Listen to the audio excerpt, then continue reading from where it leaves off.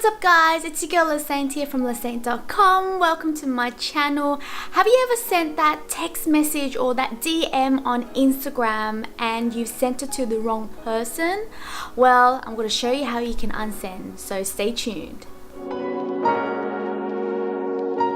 I am a social media manager and I love making videos sharing with you tips, tricks and tutorials on how you can boost your Instagram game. So if this is the type of content that you are into, then consider subscribing and hit that notification bell so that you don't miss out on any of my videos once it goes live. So without further ado, let's jump straight to the video.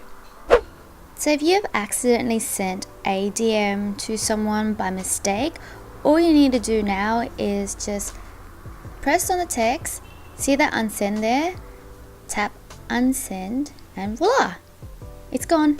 But if the other person's notification is on, they will see it on their screen, but if they don't, then they wouldn't have noticed that you have messaged them.